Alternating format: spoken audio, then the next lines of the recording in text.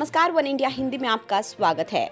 Corona virus का संक्रमण अभी भी कई देशों में कहर बरपा रहा है। चीन के उत्तर पूर्वी शहर दलियान में डेल्टा वेरिएंट के मामले बड़ी संख्या में सामने आ रहे हैं। झुआंगी यूनिवर्सिटी में कई दर्जन मामले सामने आने के बाद करीब 1500 छात्रों को उनके हॉस्टल में कैद कर दिया गया है। सैकड़ों छात्रों को निगरानी के लिए होटलों में स्थानांतरित कर दिया गया है। अब छात्र डिजिटल तरीके से अपनी क्लास ले रहे हैं। उनके कमरों तक ही खाना भी पहुंचाया जा रहा है। दिल्ली एनसीआर में प्रदूषण के मामले में दिल्ली सरकार ने सोमवार को सुप्रीम कोर्ट में हलफनामा दाखिल किया। दिल्ली सरकार ने कहा कि वो पूर्ण लॉकडाउन जैसे कदम उठाने के लिए तैयार है। इस पर सुप्रीम कोर्ट ने दिल्ली एनसीआर में एक हफ्ते के लॉकडाउन के लिए केंद्र और संबंधित राज्यों से विचार करने को कहा है। साथ ही पंजाब और हरियाणा को किसानों से बात करने और पराली जलाने से रोकने के लिए कहा है। मध्य प्रदेश के भोपाल में प्रधानमंत्री नरेंद्र मोदी ने सोमवार को रानी कमलापति रेलवे स्टेशन का उद्घाटन किया। इस मौके पर उन्होंने एक ट्रेन को हरी झंडी दिखाकर रवाना किया। पीएम मोदी ने उद्घाटन के बाद कहा कि नाम बदलने से स्टेशन का महत्व बढ़ा है। इस स्टेशन का नाम पहले हबीबगंज रेलवे स्टेशन था। स्टेशन को वर्ल्ड क्लास सुविधाओं के साथ तैयार किया गया है। इस स्टेशन में लोगों को एयरपोर्ट जैसी सुविधाएं मिलेंगी। सोमवार को पंजाब कांग्रेस अध्यक्ष नवजोत सिंह सिद्धू ने एक के बाद एक 3 ट्वीट कर चन्नी सरकार पर निशाना साधा। सिद्धू ने कहा कि आज पंजाब भारत का सबसे अधिक कर्जदार राज्य है।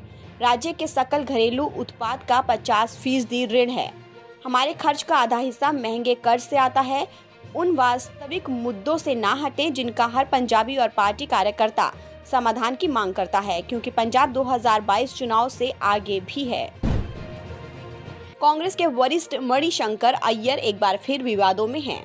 मणिशंकर अय्यर ने मुगल और मुसलमानों को लेकर एक अलग ही सियासी राग छेड़ दिया है। उन्होंने कहा कि मुगलों ने कभी धर्म के नाम पर अत्याचार नहीं किया। इसके अलावा उन्होंने बीजेपी पर भी जमकर निशाना साधा और जिन्ना की भी तारीफ की।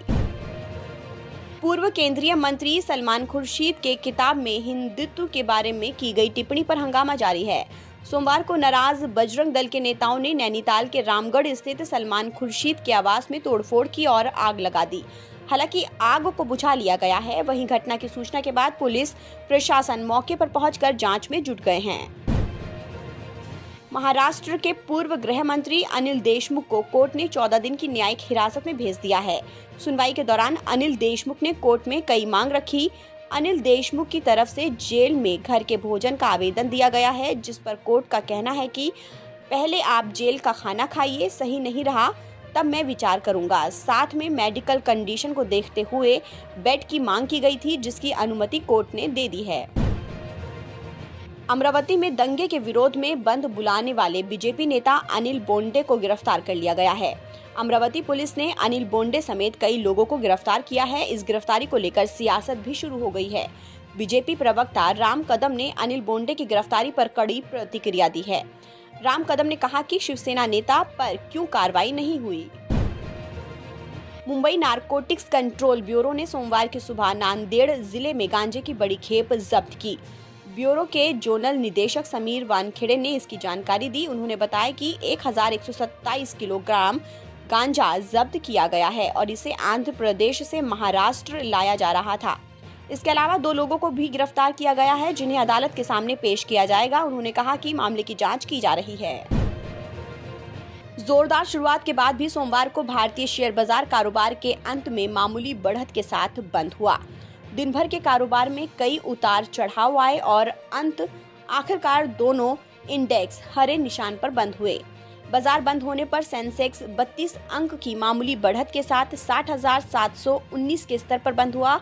इसके अलावा निफ्टी में भी 7 अंक की बढ़त आई, 18,109.45 के स्तर पर बंद हुआ। फिलहाल इस खबर में इतना ही। देश और दुनिया की तमाम खबरों के लिए आप बने रहिए वन इंडिया हिंदी के साथ।